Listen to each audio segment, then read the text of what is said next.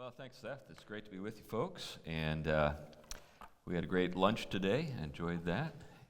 And now, hopefully, we'll have something that I can share. I can have something for you to hear that's worth your time. I think one way to think about my interests is I'm a prepper. Now, I know what you're thinking when you think about a prepper. You're thinking about a guy that's got like a lifetime supply of Spam. And, lots of weapons, can kill you 15 ways with a box knife, and maybe has a bunker in Montana, that kind of stuff. But I think that prepping is really something that we ought to approach in a different way, because when I think about prepping, generally speaking, the only thing that would make all of those investments worthwhile is the world coming to an end, right? Otherwise, you just end up with a lot of stuff that you can't use, unless you're really into Spam and you want to just eat Spam every night. But my philosophy of prepping is you should prepare for the worst with the idea that if the worst doesn't happen, your life is still better off for what you're doing. So, with that in mind, I'd like to talk to you about the household. Now, when you hear the term, imagine that a building comes to mind, maybe even a set of family members come to mind, but I'd like to take you back in time to a time in which the economy itself lived at home. Households were for work, and the people who lived in them were put to work. There were family farms, of course, back in the old days, and at one time, about 90% of the population was made up of farmers. Not all that long ago, by the way. But in those days, all farming was family farming, and fathers led the way, and wives and children and grandparents and hired hands joined in. Now, there's a marvelous film entitled Seven Samurai by Akira Kurosawa. I don't know if you've ever seen it. It's black and white. It's a classic. If you've seen the film The Magnificent Seven, it's actually an Americanization in the Old West of the storyline of the Magnificent Seven. Of the Seven Samurai. And in that story, when they get to the very end and the bandits are defeated by the samurai, the whole village is back to work in the rice paddies, working together. And there you see women rhythmically putting rice seedlings into the soil. Men are beating out time on drums. Children are toting and fetching. And everybody's happy because they're all working together. It's a picture of households working together, not just individually, but as a community, in a way that we just don't see anymore. Now, it wasn't just farmers who worked from home. Everybody did. Bakers, smiths, cobblers. They all had their storefronts with workshops in the back or downstairs, and people lived upstairs or in front of the workshop. And where people went to be with their families, to sleep and to eat and to play, those were, considered family times and recreational times for a household. But people didn't go to work as in the sense that we mean today. In other words, going to the workplace, whether it's the office or the factory. But everything was located at home, situated in the household. So what you had was recreation and work, sleep, and meal times. All those things occurred within the framework of a household, and that shows that it wasn't all work. But in those days, work and rest was separated more by time than by space. There were times that were set apart for work and other times that were set apart for rest. And so there was a rhythm. There was a rhythm to life. There was the rhythm of the day. There was the rhythm of the week. One day in 7 was set aside to attend, or I should say to go to God's house and attend upon Him. And offerings were brought in, and God's children sat down at the table to receive spiritual food. So all those things were in play at one time in our society, in our culture. Now, it wasn't heaven on earth. There were rebellious sons and unfaithful wives and tyrannical fathers and all that. But we still have those, so let's not disparage what they had and we've lost. So in the beginning, it was all in the house, the whole economy. Now, I put it that way because an economy is more than work, as I noted. It's an order. The word economy is actually a compound word that comes to us from the Greek. The two Greek words that we have anglicized and turned into the word economy are oikos and nomos. Oikos and nomos. Oikos for house and nomos for law. So the economy was the law of the house, and it was overseen by the paterfamilias, the father of the family. Now, almost no one thinks of the economy in those terms today. For most people, it doesn't even live at home, as I've implied. It's moved out into the open market. And gross domestic product, right? Gross domestic product, GDP, almost has no connection to domiciles, which is ironic, maybe paradoxical, because the word domestic and the word domicile are both derived from the Latin domus, which means house. So there were connections. By the way, other words like domain and dominion are also derived from that Latin word. Now, like I noted, there's almost no connection in our thinking when we think about gross domestic product and domiciles, except for maybe new housing starts. And the only thing the market economy has for houses to do today is consume the goods that are produced someplace else. Now, let me also address another matter that might be news to you. In antiquity, households were considered religious institutions. They were not simply economic institutions. Now, pagan households served the gods, of course, and connecting houses to the gods were the ancestors. So that meant that households were a part of something really big. They were the low rung of a ladder that went all the way up into the heavens, and the ancestors were the other rungs on the ladder. Often in Roman households, the founding father of the house would have his death mask mounted. So in other words, when he died, they would make a cast of his face, and they would mount his face over the hearth. So great-great-granddad was always watching. And they really believed he was always watching. I'm not just talking metaphorically. He was actually believed to be watching. So that was one of the ways that people in antiquity thought about their houses being connected to this larger order. And Christians, believe it or not, had more in common with their neighbors than you might suppose. There was the fifth commandment, of course, honor your father and your mother. And every role in a Christian household in the early centuries of the church was viewed through the lens of the Christian faith. Now, I'm going to read a politically incorrect passage. I hope that you don't mind. But what you have in this passage is what I'm talking about. It's one of the household codes. Household codes were very common in antiquity. They're not just simply in the Bible, in Ephesians and Colossians. They were everywhere. They were framed within the context of a different, maybe, religious outlook, but within the Christian faith, those household codes would not have been considered exceptional. They would have been considered more or less, well, mandatory. So here's the one from Colossians chapter 3. But I want you to listen for how the roles in the household are interpreted through the lens of the Christian faith. Wives, submit to your husbands as is fitting in the Lord. Husbands, love your wives and do not be harsh with them. Children, obey your parents in everything, for this pleases the Lord. Fathers, do not provoke your children, lest they become discouraged. Notice how the roles keep referring back to the head of the house. First, the role, the interpretation, then the role of the paterfamilias is addressed. Now we're back to the list. Bondservants, obey in everything those who are your earthly masters, not by way of eye service as people pleasers, but with sincerity of heart, fearing the Lord. Whatever you do, work heartily as for the Lord and not for men, knowing that from the Lord you will receive an inheritance as your reward. That's a very important point, and I'll return to it in a moment.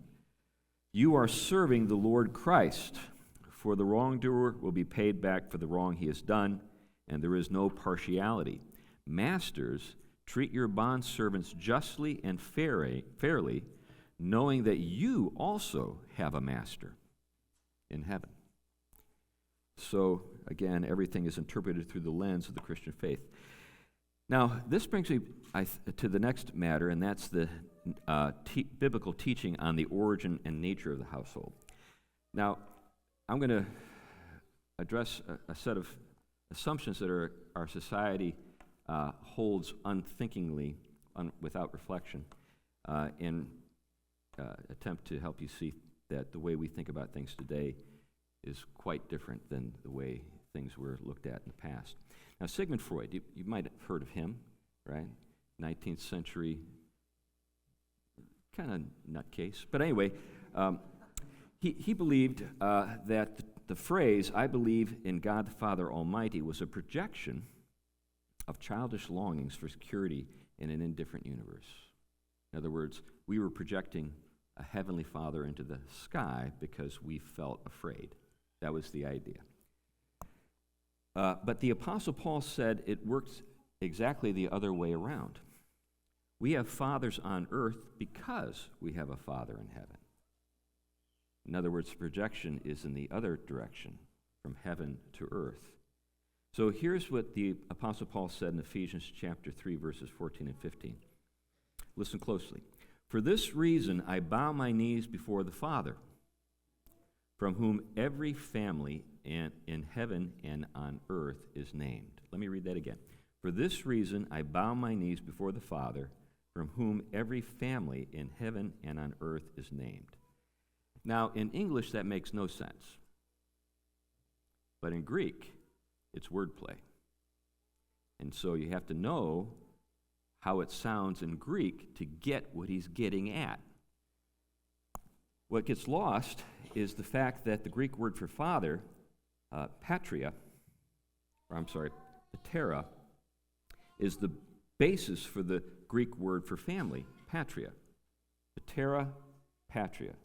In other words, you can't say family in Greek without saying father. Now let's return to the verse. "For this reason I bow my knees before the Father, from whom every family in heaven and on earth is named." Family, what he's saying, is a reflection of the Heavenly Father. The fact that you have a family reflects the fact that you have a Heavenly Father. That's the point. That's the point. Now, by the way, where we get some other words that are familiar to you, patrimony, patriotism, and yes, of course, patriarchy, all those words come from patera. So it isn't human beings who project, as I noted, it's God who projects. God projects fathers downward to the earth. Now, as a practical matter, getting back to the formation of a household, in the biblical faith, a household is formed through the conjugal union of a man and a woman. So here's the seminal passage from Genesis chapter 2, verses 18 through 24. This is familiar stuff, I'm sure, but let me read it to you. Try to bring to the surface maybe some things perhaps you've not noted before. "Then the Lord God said, 'It is not good that the man should be alone. I will make a helper fit for him.' Now out of the ground the Lord God had formed every beast of the field and every bird of the heavens and brought them to the man to see what he would call them. And whatever the man called every living creature, that was his name. The man gave names to all the livestock and to the birds of the heavens and to every beast of the field. But for Adam there was not found a helper fit for him. So the Lord God caused a deep sleep to fall upon the man. And while he slept, took one of his ribs and closed up its place with flesh. And the rib that the Lord God had taken from the man he made into a woman and brought her to the man. Then the man said, 'This at last is bone of my bones and flesh of my flesh. She shall be called woman because she was taken out of man.' And then we're told that for this reason a man shall leave his father and mother and be united to his wife, and the two shall become one flesh." One flesh. Now the idiom "one flesh" has been understood for time out of mind to mean the issue of children from a conjugal union. So when a man and a woman come together and a child is formed, that child is the product of their union. But it meant more than that. It also meant a common life, a common wealth, a common future, and for my purposes here, a common work. So they had a lot of things in common, and one flesh expressed that common character to their lives. Now, what happened? I just described a lost world. We have echoes of that world. We have the ruins of it all around us. It may sound familiar, but the world that we live in today is not ordered quite that way any longer. Now, how it was lost is a matter that many people know a lot about, but it's remarkable how few people have a kind of ongoing interest in understanding what happened. Generally, we've been told that we've progressed and we didn't lose anything that was worth keeping anyway. We've gotten beyond all that. That progress I'm referring to gave us the Industrial Revolution, for one thing, and the revolution in thought that came before it. It was the revolution in thought that came before the Industrial Revolution that made the Industrial Revolution possible. I won't go into all of that, but I'm just going to focus in on kind of practical stuff. Now, those revolutions drove productive work out of the house and into the workplace. And initially, whole families moved into the factories and in the mines. So, kind of the story that we've been told is that there were these really nasty, property owners who had factories, and they got whips out and they drove whole families into these factories and made children work at looms or drove children into mines to work with their fathers. But that's not actually how it worked or how it happened. How it happened was, prior to the Industrial Revolution, sons always worked alongside their fathers, and daughters always worked alongside their mothers. So it was the most natural thing in the world when dad went into the mines that his sons went with him. And when mothers went into to work in the textile mills, their daughters went with them. So we see the photographs, and our hearts go out to the children, and that's great. Our hearts should go out to them. But it wasn't because there was some, heartless man who was driving whole families into these workplaces, these workspaces. It was the fact that children had always worked with parents, and they still did. Now, there was a problem with that, of course, but nevertheless, that was how it all occurred. So I'm from Western Pennsylvania, and my ancestors go back generations, hundreds of years in that part of the country. And I was down in Fairmont, West Virginia, at the Fairmont coal mine, and I was there with the church group, and we were in this cafeteria, and they had photographs of these, miners from the day, early 20th century, late 19th century. And there was this one photograph that just was a story in itself. It was probably 15 boys. Maybe the oldest was 9. So they were aged maybe 7 to 10 at the most. And they were just covered with soot. And you can look at them and kind of tell their ethnic backgrounds. There's the Irish kid. There's the Italian kid. There's the Polish kid. And they had the look in their eyes that was just hard to sort of fathom that a boy could have such a hard look in his eye. And my sense was these were boys who had already seen men die. And when they would go into the mines, they would be a mile beneath the earth. In fact, you can't go into the Fairmont mines today because you never find your way out. They're like huge mazes, and so they've been all shut off to prevent anybody from going into them. But what those boys would do is they were able to get into spaces that grown men couldn't get into. So they're actually very valuable in the work of mining. They would go into these little crevices and let the men know whether or not a particular, opportunity was there for them to dig coal or not. Anyway, so that's the background to the Industrial Revolution and why households found themselves in those workspaces. And of course, what happened is, and we're grateful for it, child labor laws sent actually both mothers and children back home, but the men never returned. Ever since, men have largely been employed in most cases outside the house when it comes to their work. Now, we know the upside of the Industrial Revolution, the economies of scale, the division of labor, the harnessing of power that could never have occurred in the household economy. Those developments have given us automobiles and air conditioning and antibiotics. And I want you to know, I like all those things and I like to keep them. Just so you know, I'm not trying to return to the farm. But we ought to remember, too, that in many cases we lost the productive household. Now, here's something that's worth hearing. This is from an account given in Family Cycles, which is a book about American domestic life from 1630 to the year 2000. And in that book, there is an account of this transition in our society. Let me read it to you. In 1930, President Herbert Hoover created the President's Research Committee on Social Trends. Its 1933 report featured a chapter on family, authored by University of Chicago sociologist William Ogburn. By the way, that name is still a big deal in sociology. He contrasted the old family system, which had been, quote, this is from the report, the chief economic institution, the factory of the time, the main education institution, with a new order where, quote, the factory has displaced the family, gone from the home were the array of activities that had defined the subsistence family economy: sewing, canning, baking, laundering, most cooking, health care, child care, care of the elderly, security, education, amusement, recreation, and religious activities. All had passed or were passing to industrially organized entities, be they corporate, state, or charitable in nature.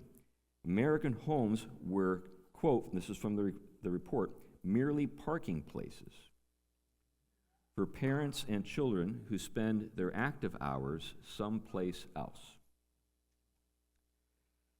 So, as you can see, as far back as 1933, the government thought of your home as a parking place. Now, I've already alluded to some of the consequences for households, but I'd like to go a little further into this. We've deconstructed the household in our society, and in the process, we've deconstructed ourselves. And because we've deconstructed ourselves, we don't ask questions about our households that people used to ask. We don't think about the fact that we don't really live the way people lived in the time that the New Testament was written. And we tend to think that questions that people in the past asked about household life, is it true, is it good, is it beautiful, what does God say, all that, isn't really relevant anymore. And it may even be oppressive. And since the human form, even our human bodies no longer inform us, because we'd rather they be without form and void, so we can make ourselves into anything we please, which is what the trans phenomenon is all about. Women no longer look to their bodies to find a purpose to serve, and men don't either.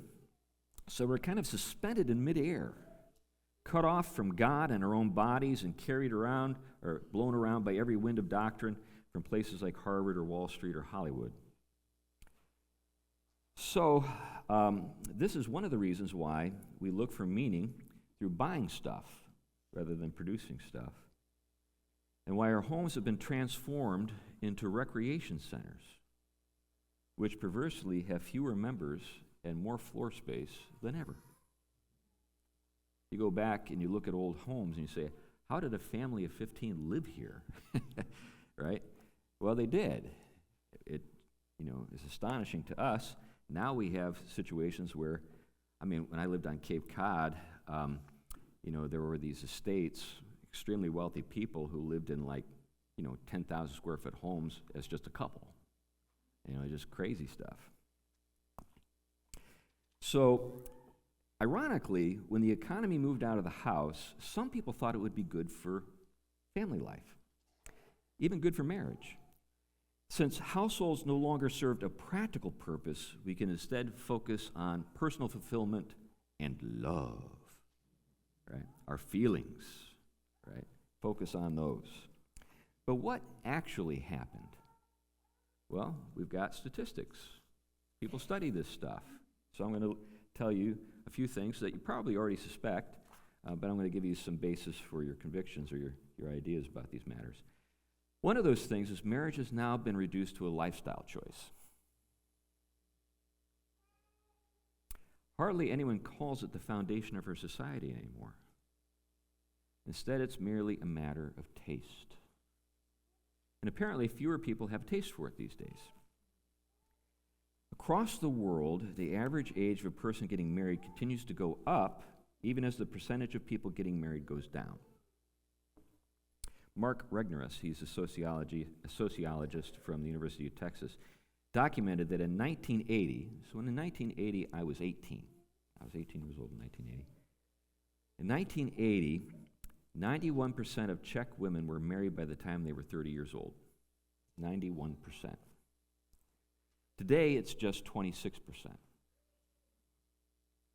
And the trend is the same everywhere. In 1980, 81% of Australian women, 66% of Finnish women, 76% of Italian women, and 81% of Dutch women were all married by the time they were 30 years old. Today, it is between 20 and 30% in all those countries. People are also experimenting with marriage. There's so-called gay marriage, but that's almost passé. There's now polyamorous marriage, and open marriage, and even marriage to vegetation. I heard about a woman that married a tree.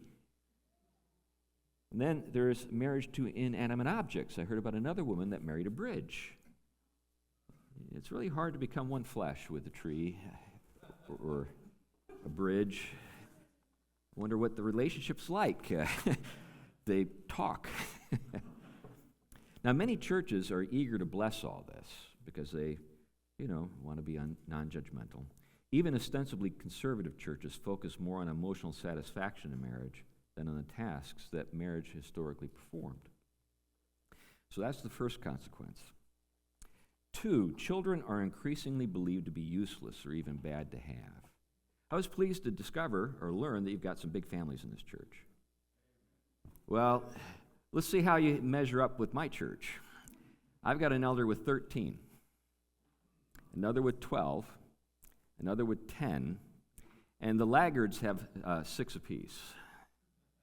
And my church is literally, so this is very, sort of normal for me. I mean, literally, it's like hundreds of kids just running around all the time. It's a lot of fun, but it does get hard to preach some Sundays. But fertility is plummeting around the world. I don't know if you've known that or knew that. Now, this is greeted by something to celebrate by humanitarians of all people, which is kind of fun to consider. Fewer humans, humanitarian. Hopefully you see what I'm getting at. Except in places where they're finally feeling the effects. In Japan, for instance, the population declined by 449,000 people in 2018, and it's been going up every year since. They're losing over 500,000 people a year in Japan. Basically, it means more people die than are born. That many more people die than are born. And China lost 850,000 people in the year 2022, and many people believe that's a understated number. That's not actually as many people who did. In fact, they believe that it's a far larger number. And even historically, Roman Catholic countries can't sustain their populations. If you may recall, once upon a time, Catholics actually believed that birth control was a bad thing and wouldn't use birth control. But that's not the case today. Now, everyone knows kids are expensive. You probably know that.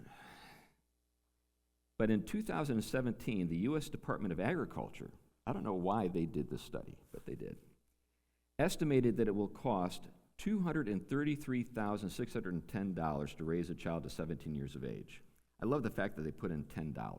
It's like they really worked this out. Now, besides being expensive, children are likely to hurt your feelings. Dogs are less expensive, and they're always happy when you come home. I've noticed that. But even when people manage to have children, they treat them like pets. things to lavish upon but not depend upon. And like a self-fulfilling prophecy, when these children reach adulthood, often you can't depend on them.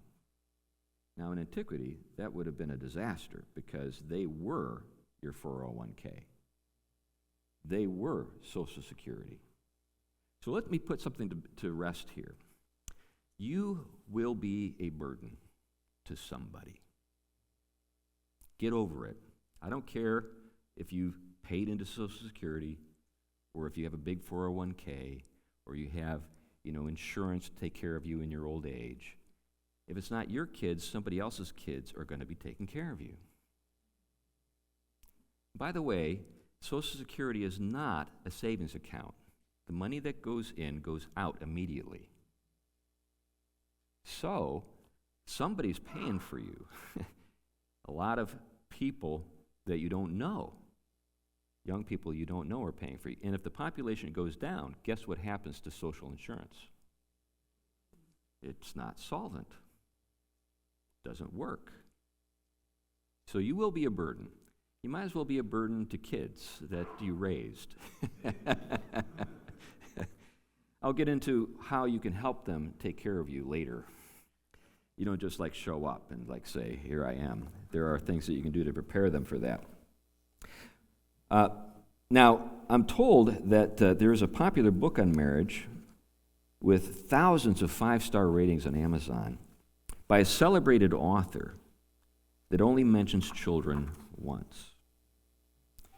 Used to be that was considered part of the package, marriage, children. So I've noted two things. Here's the third thing. Post-familialism is on the rise. In other words, the idea that we don't need families anymore. Since marriage and children are believed to be more trouble than they're worth, people are just opting out of beginning a family. Something has emerged that would have been considered an absurdity in the ancient world, the one-person household. I see it especially with middle-aged women that work for large corporations. Many of them are divorced. And since many of them have exchanged a family for a career, their social needs are met at work. Many of them are quite sad. Rather than challenge this or even question it, some evangelicals, especially in coastal cities like New York or Washington, D.C. or San Francisco, justify it by citing 1 Corinthians chapter 7 and Paul's reflections on the advantages he enjoyed as an unmarried apostle. Now, oddly, some of these writers package this with the Reformed doctrine of the priesthood of all believers, but now instead of priests and nuns getting married, which is what the Reformers encouraged, many lay people don't.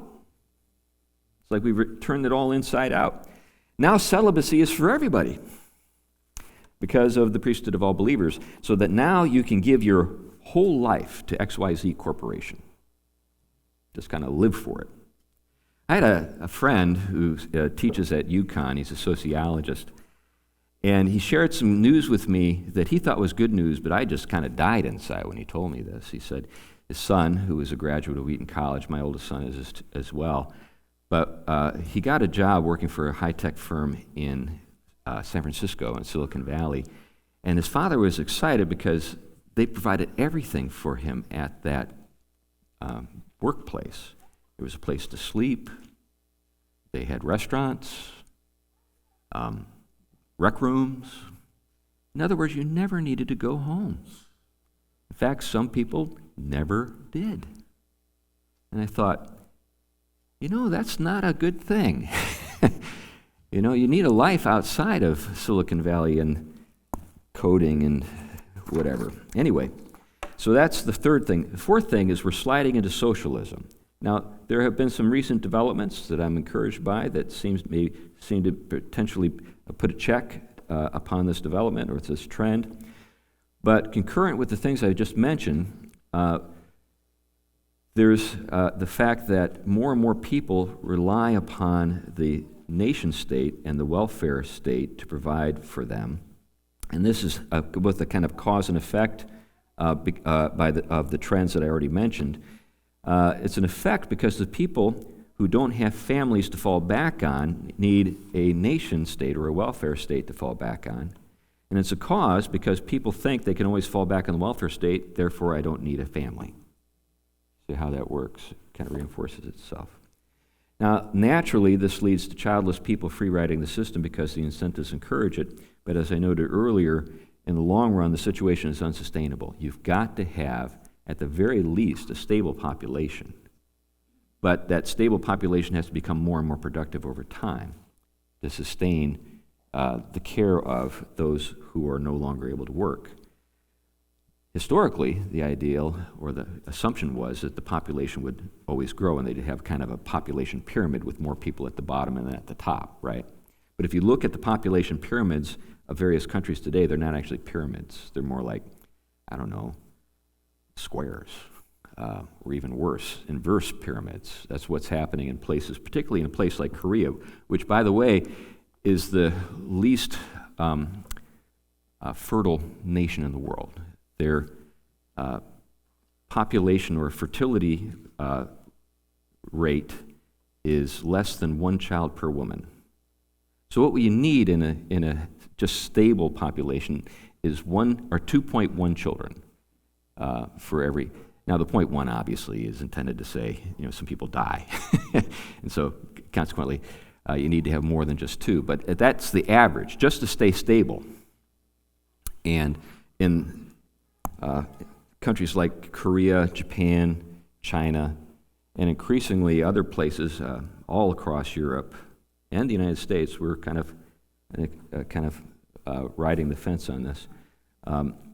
Fertility rates have collapsed. Now, finally, Christians are losing the ability to think and speak like Christians. The language of our faith is largely drawn from the productive household. Let me just give you some terms that help to reinforce this point. God the Father, the only begotten Son, joint heirs with Christ, meaning that there is an inheritance, a bride adorned for her husband, the marriage supper of the Lamb. All these things tell us what the faith is and how to live it. So what's Christianity left with when we no longer live in households? I think we're beginning to see it. It's reduced to a personal relationship with Jesus. And we're not really sure what families or even churches are good for anymore. It's all about me and my personal relationship with Jesus. So what should we do about this? Well, I think that there are 2 things we can do. I think the first thing that we can do is return to the productive household, and that's what my talk is going to spend, or I'm going to spend my time for the rest of this talk. But the second talk, I'll get to the second point, and the second point is that we need to recover a transcendent point of reference. So those are the 2 things I want to talk about. So let's think about work.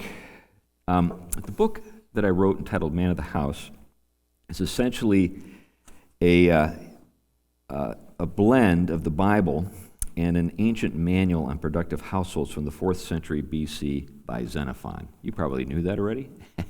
Anyway, and the title of his book was Oikonomikos, oiko, or oikos, oikon, I should say, which is referring to house, and then nomikos, law. So the things I recommend in that book would have been considered common sense in the 1st century. Everyone from the Apostle Paul to Seneca would have understood what I was getting at. Now let's begin with one of the most politically incorrect things that Xenophon says in Oikonomikon. He says that when it comes to work, men and women have different roles because they're made for different things. Now I know that's shocking, and there may be people who need to step out of the room and catch their breath. But what he was getting at is that there is a natural division of labor that make men and women depend on each other. So the goal in antiquity was not independence.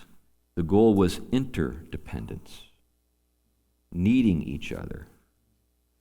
So when a person, today sends like a Hallmark greeting card to another person, say a husband to a wife or a wife to a husband, and it says, "I don't think I could live without you." It's not just poetry. In antiquity, they would have really meant it. I don't think I could live without you. There are things you do that I really need to have done, and if you're gone, I'm in deep trouble. So there's this sense of interdependency. It's not just a lovely thing to say. Now, this, of course, begins with bringing children into the world, men siring children, women bearing children. But I think that when it comes to children, we need to learn something about raising them that our ancestors just took for granted, and that is they should be brought into the work as soon as possible. They should be invited alongside us to help us in our work. The idea that childhood is nothing but a long period of preparation for participation in the labor market sends the wrong message to kids. What it says to kids is that really important things happen somewhere else. The really important stuff happens someplace else, not at home. This is just a recreation center where you just kind of do what you want. But it also says that they have nothing important to contribute to the household economy now when we don't give them work. The implication is, you're just not that important. We don't depend on you for anything. Now, as a pastor, I have something of an advantage when it comes to this matter because, generally speaking, a pastor's household works on the old model. So, historically, a pastor's wife was considered part of the bargain, right? No one ever says that, but you get 2 for 1, just so you know. It's always the way it is. So, think about it this way. Let's say, I know you have your pastor, and he's done a great job, and he's going to be with you forever. But let's just imagine you were looking for a pastor, and the pastor came in for his interview, right? And, and the first question always has to do with, where'd you go to school? And what's the second question? Tell us about your wife, right? Now, if he were to say, why do you want to know about my wife? You're hiring me, not her, right? I want you to know she doesn't even come to church. She's an atheist. Right? And it's none of your business what she thinks and what she believes because, I'm the guy that's being interviewed here, not her. Now this, of course, is something that, is taken for granted in, like, corporate America. No one ever asks, tell us about your wife, right? If they did, you'd say, I'm going to sue you for discrimination, whatever. That's not an appropriate subject. But in the church, we all understand that according to scriptural standards, the wife really is part of the package, and the kids, right? So one of the ways that you can determine whether or not a man is qualified to serve as an elder is whether or not his children respect him and, obey his leading. So essentially what I'm getting at is that when you think about a pastor's household, it's the old model. So my wife and I, we always thought of it as, okay, this is the work of the household. Our household is the household of a pastor. We told our kids, it doesn't really matter whether you want to go to church or not. It's part of the package. Your father's a pastor. Not only will you go to church, you're going to like it. And if you don't go to church, I'm going to tell a story about you in a sermon. No, anyway, but there's all that kind of stuff that goes on in a pastor's household, and children are expected not just simply to attend, but be well-behaved and actually lead when given opportunities to lead. That's kind of just the package. So a pastor's household works on the old model. So think about the fact that in antiquity, that would have been just normal for everybody. If you were a blacksmith's son, you'd be expected to be out there in the smithy with your dad. Right? It's just the way it worked. So, because I had that advantage, I had my kids alongside me much of the time, but there was more to do than simply the work of the ministry, as you probably already know because of the account that Seth gave you of the background I have. I'm an author and I'm an illustrator. I'm a traveling speaker. That's why I'm here. And for a decade, I was a college professor. I taught philosophy. Now, my wife is a piano and music instructor, but she's also a hairdresser. So I got the hairdresser, piano-playing wife. She also loves little kids, so she's got, like, the total package. And we have studios at home, and, 50% of our house is tax deductible because of the studios and stuff. So all the expenses and so forth. And there's just like a constant stream of people through the house. It's always been that way. between 5 and 10 some weekdays, people just coming through the house for different things. Now, our household also served as kind of a skunk works for our kids.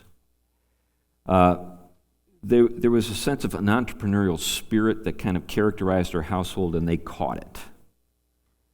So my oldest son, is an audio engineer in Nashville.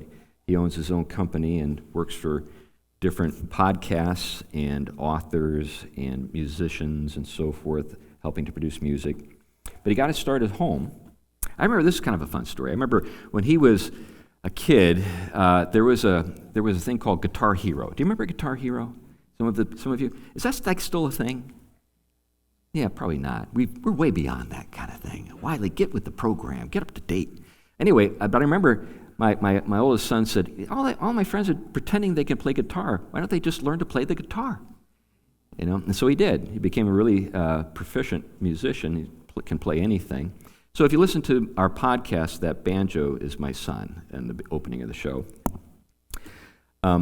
But so he got us started at home. My second son is a steel worker. He's a welder. I was joking about this with the guys at lunch. So I don't remember, this is probably ancient history for the kids, but back during the first Trump election, right, you had Marco Rubio running, right? And so during the primaries, there were interviews and there were debates and stuff like that. And Marco Rubio said, we need fewer philosophers and more welders. So my oldest son studied philosophy and my second son's a welder. So we're seeing how it works out. But he's a blacksmith and he's a foreman. So he's 27, I think. You get the drift. And he's got his own, he's married and has a couple of kids. But he's a foreman. He oversees about 40 men at a steel firm in Hartford. So, and he's like one of the youngest guys in the company. But he actually cast the wedding rings for him and his wife.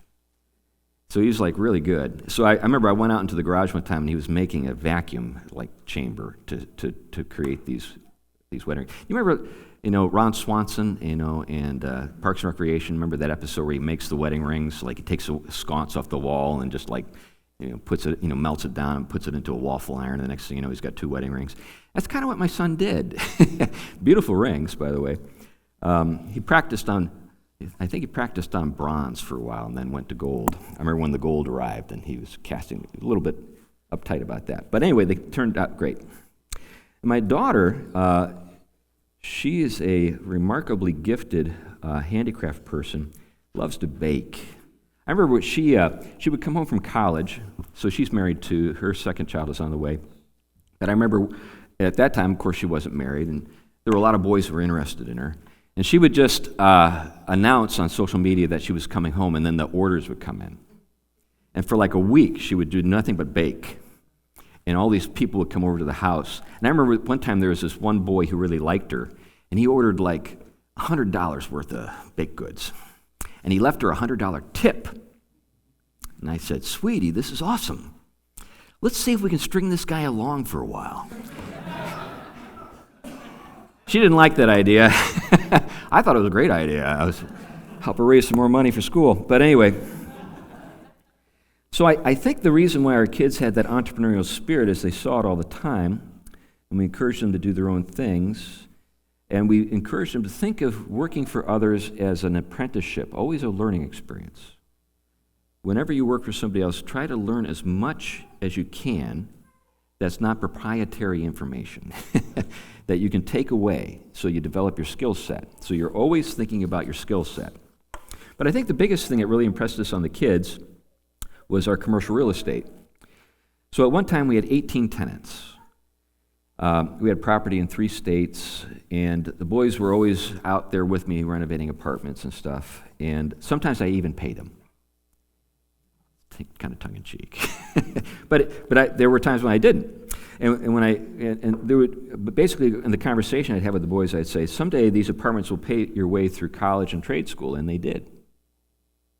So they provided the income to help underwrite all of that. How am I doing on time? I saw you checking your watch there, Seth. Okay, I'm good.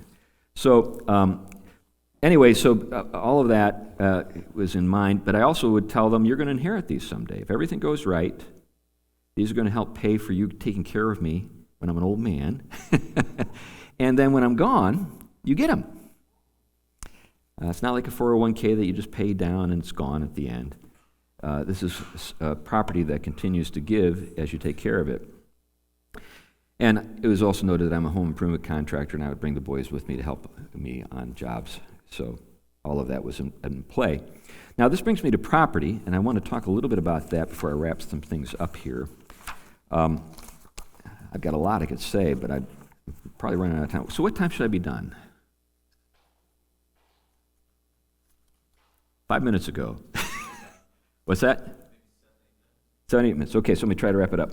Now, when it comes to productive households, productive property is something that you should have as a point of reference. So, a productive property is property that works for you. And when I'm talking about productive property, I'm not talking about personal property. Personal property would be things like toothbrushes, your socks, maybe the chair that you like to fall asleep in, that stuff. What I'm talking about when I refer to productive property is property that can give you a living and keep on giving. So land, real estate, businesses, those sorts of things. Now, productive property is marvelously variegated, and just about anything can be turned into productive property with hard work and imagination. So take silicon, for example. Silicon is what we make computer chips from, right? Silicon chips. It's essentially sand. But ingenuity, risk, hard work, intelligence has taken sand and turned it into gold. It's like alchemy. So God has made us in his image, and God, through the exercise of his dominion, created a world that's beautiful and valuable. And because we're made in his image, we can do the same thing on a much smaller scale, of course, and with stuff he's already given us. He makes something out of nothing. We make something into something else. Maybe we make something into nothing. That can happen when we don't do a good job. But the idea is that because we're made in God's image, we can do things that increase value, and because they have value, we can use them to live on or to even sell to other people. So productive property is something that we want to possess and to keep hold of if we can. And the idea then, of course, is that, as I noted before, it can become the material basis for our lives, and it can actually provide us with a measure of liberty and independence that people who don't possess productive property don't have. Let me give an example. So I told Seth earlier that at one time I was in another denomination that was drifting left, and I didn't think that I could stay there any longer. But I could see sort of the headlights in the distance coming at me, and I worked to prepare for the eventuality of leaving that denomination. That was one of the reasons why I got into real estate. So there came a point where the final straw had hit the camel's back, and I said, that's it, I'm done. But at that point, I had built up a real estate portfolio that could take care of the family. So it was part of the strategy that I could essentially stay true to my convictions without having my family suffer. That was my goal. I want to make the transition in such a way that they hardly even notice. And I was able to do it. But if I hadn't had the productive property, it would have been a lot more difficult to do. And that is one of the reasons why denominations, Christian denominations, sometimes drift over time, is because when it comes time for a pastor to make a difficult stand, he's sort of uneasy because he has a mortgage to pay, and kids to take care of. And, it gets easy to rationalize, sort of justify compromise. You know what a rationalization is, right? It's a rational lie. You lie to yourself, and you give yourself reasons to believe it. That's rationalization. A lot of guys do that. I understand that. But if you want to be able to stand on your own feet, stay true to your convictions, it's good to have some productive property. Help you to do that.